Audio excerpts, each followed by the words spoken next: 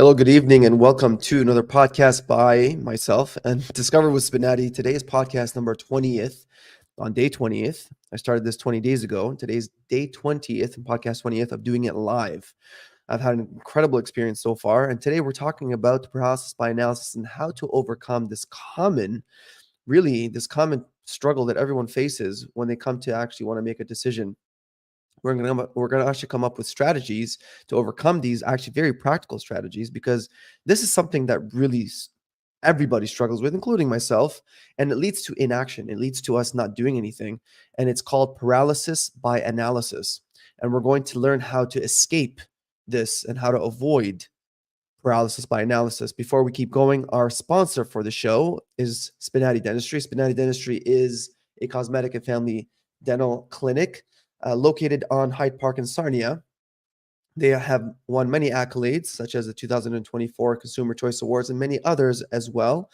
They cater to all families, all ages, and all demands and all preferences. So make sure you check them out. You will absolutely adore them. They have a lot of really nice staff there. They'll take care of you. They'll make things as convenient for you as possible. Check them out. You will love it. They'll make you fall in love with going to the dentist. Now, back to paralysis by analysis. Have you ever thought to yourself, I'm going to do something? Let's say I'm going to do a podcast. Let's talk about doing a podcast. I'm going to do a podcast. And then you start thinking, okay, in order for me to do a podcast, I'm going to publish it on these channels. And I'm going to, I need to get all this gear. I need to get a camera, a light. I need to get a microphone. I need to figure out how to do all these things. But I don't know what subject to talk about. Okay, what kind of subject am I going to talk about? All right, well, I'm going to research. I'm going to research all these different topics. I'm going to find out what I'm actually really passionate about. And okay, what if I can't figure it out? Well, as I'm searching, I'm finding a lot of other people that know a lot more about the subject than I ever will. What makes me someone that people are going to come listen to? And how am I going to face a camera? What happens if I screw up? What happens if I say something stupid? How many edits? How much time is this going to take me? People are going to make fun of me? I won't be able to do anything. People are not going to want to talk to me. All of these questions are very normal questions that the majority of people, I would say everybody, would face before embarking on, for instance, doing a podcast. I've been on many Uber rides, and I've asked a lot of Uber drivers, right? A lot of them have a lot of experience, and they're doing things on the side so that they can gain extra income. And I asked them, say, okay, so, you have all these amazing ideas. Why don't you make a business of it? Oh, I need a lot of capital. I'm trying to save, and, it requires a lot of planning. And that's called paralysis by analysis. When you overthink so much that you don't know, or rather you stop yourself from pursuing or from doing an action, that's you over analyzing to the point where you become paralyzed. And that's really the psychology behind overthinking, which is you are not ready to make a decision. You don't think your decision is the right decision, or you don't even know what decision is the right decision, and you don't want to make a wrong one. And so then you're giving yourself this illusion that you're actually in control, right? You're thinking to yourself, I think I'm in control, but really I'm not in control. And so it gives you that kind of illusion of control where you trick yourself, but then you come to the certain realization that you're not in control. And then you're trying to fight something called, the dreaded perfectionism. And I'm sure you've heard it before, where someone would say, the reason why I don't do these things is because I'm a perfectionist. One of the things that when I interview people, one of the things that a lot of people say, quite common, is that they say, oh, I'm a perfectionist. That just means they overthink and you don't do much. A perfectionist means that they want things perfect. Well, since things aren't perfect and things will never be perfect, therefore they will either take forever to do something, or they'll never get started and never finish. If they get started, they'll just never finish. So That's what the psychology of overthinking is. That's the over analyzing.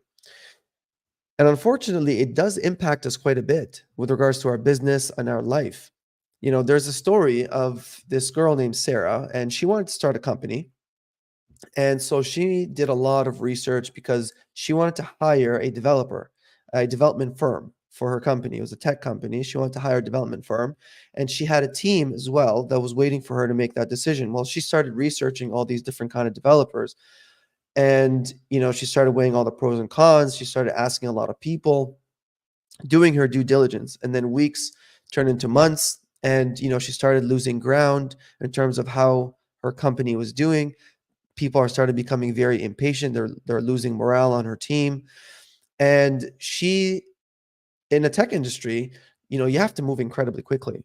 And so one of our mentors came to her and he said, the best thing you can do is in IT is take any action that you think is best for your company. And then that made a click in her brain. And then she took a decision that was the best for her. She was initially paralyzed by overanalysis, but then she decided to just take a leap of faith on one of those decisions, and her company grew. So these are the certain strategies. There are certain strategies. There are four of them. Certain strategies for you to overcome this paralysis by analysis. The first is for you to set a limit for your decision making. So we talked about the Pomodoro effect, which is to limit your time on thinking or to limit your time on work, and then give a break time. So the same concept applies when you're making a decision.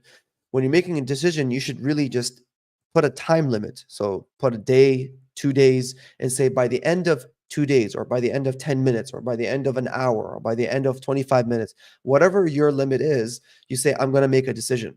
Whatever it is, it doesn't matter. You're going to make a decision because there's no such thing as a perfect decision. That's what you're trying to escape from. So that's rule number one, which is to set limits for your decision making.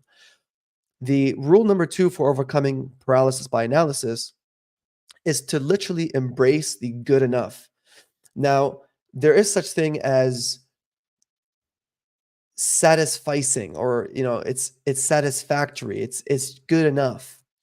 Because if you're always aiming for something that's perfect and perfection doesn't actually exist, then you'll never actually get to where you're trying to go, because you're going to be paralyzed by your overanalysis. So aim for good enough and then aim to optimize it. And that's the feedback loop that we talked about yesterday with regards to quantity equals, or the more quantity equals quality. If you're trying to get quality, the best thing for you to do is to do a lot of whatever it is you want to do. The reason why Michael Jordan succeeded so much is because he wasn't afraid to fail. It's because he wasn't afraid to push the envelope and to do more and more than everybody else. Whereas the majority of his other competition, they were afraid to fail. They were afraid what other people were going to say. There's a certain level of that. He was a master of his own psychology. And one of the masters of their own psychology understands that failure is a necessity to success. And so he kept failing over and over again. And he says it in one of his commercials. He says, I failed over and over again, and that is why I succeed. So embrace the good enough. The third is to get mindful and to cultivate that mindfulness in your action, in that, to slow it down a little bit and just take a breather, because a lot of us, we face this anxiety provoking situation where we're trying to make a decision. We don't know if it's the right decision. We don't know what the consequences of this decision is. P.S. No one knows the consequences behind their decisions, by the way, because you can't predict the future. So no one really knows, but because your anxiety levels are so high, you can't really think clearly. So the best thing for you to do is to practice mindfulness, to control your breathing, and to be present in the now. And that is the way for you to make the proper decisions and to not overanalyze. And the fourth one is to learn from your failure and encourage yourself to learn from your failure. We just talked about Michael Jordan. Well, I mean, any person that has ever succeeded has failed. miserably. And the more they failed, the higher they've succeeded. A lot of times, all we see is the success because we don't see the failure. The failures aren't really recorded, they're not really televised because no one really cares about failure that much. People care about success. People care about that winning shot. People care about the trophies. People care about the glamour, the money, but they don't care about the sweat and tears and blood and all the grunting and all the late nights and the lost sleep and the early mornings that people have to go through before they get to that stage. No one actually cares about that because it makes them feel uncomfortable. It makes them feel like they should be doing the work too. It makes them feel lazy. And so then they tend to gravitate towards the end result, the amazing singer, the amazing hockey player, the amazing, but they don't know all that work that happened in the background. So four things, four strategies for you to get rid of, to escape from paralysis by analysis. The first of which is to set limits for your decision making. So set a time to when you're actually going to make a decision, when you're going to, when you're thinking about any kind of activity that you want to partake in. So that's step number one, set a limit for your decisions. Step number two is embrace the good enough.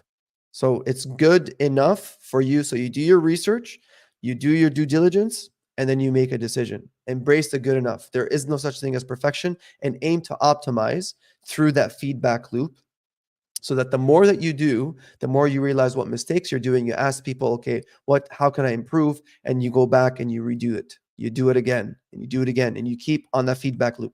The faster you can get into that feedback loop, the faster you'll succeed. The third is to cultivate the mindfulness in your action, meaning to calm yourself down, to control your breathing, and to understand that you have to live in the now as you're performing your best. And lastly is to learn from failure. Okay, there's no better teacher than failure. So in conclusion, paralysis by analysis, when you suffer from perfectionism, okay, when you suffer from perfectionism or indecision, follow those four steps, make a decision, learn from it, embrace good enough, be mindful from it, and learn from failure. I hope that helped. Understand that, this is exactly the process that I'm going through. I am doing these podcasts one after the other for that purpose. Okay. Because I'm embracing that whole quantity equals quality. And doing things live is actually incredibly difficult because there's no edits, there's no cuts. So then I have to be incredibly careful on how to speak properly so that A, you can pay attention to me. Two, it actually sounds good. Three, it's comprehensible or comprehensible, right? So you can actually understand what I'm saying. Do I make a ton of mistakes? Yes, I do. Have I improved? Well, look at the first one, right? Look at the first one, compare the first one to today, and you'll see, there's quite a big difference. You'll see in the way that I am, like how comfortable I am with the camera, how, I think about things, and I make much more sense.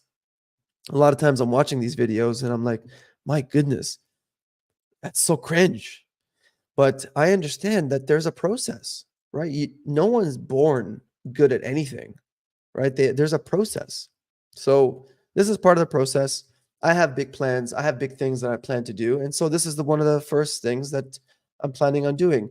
The other thing that I started to do, because Instagram decided to shadow ban me, and it's not really shadow ban. They decided to, like, I can't see anything. So when I you know load Instagram, when I open the app on my phone, I actually don't see much because they blacked out everything. So all I see is the names, right? I don't even see ads. I don't see anything. When I go into my DMs, I don't see anybody. Literally, I don't see anything. All I see is names. So so I decided to pivot and I decided to do lives. I decided to do lives specifically on TikTok. I'm gonna also start doing it on YouTube like I'm doing it now, but I'm gonna do it more with my phone. This here is like with a nice camera, good microphone, good lighting. I'm gonna start doing it with just my phone and see what happens. The more I do it, I'm following my own advice. The more I do it, the higher the quality, and then there's a feedback loop, right? I hope you're enjoying this. I hope the Discover with Spinati is something that you're starting to look forward to, and if not, hopefully one day you will. As always, stay safe, stay well, and always keep smiling. Good night.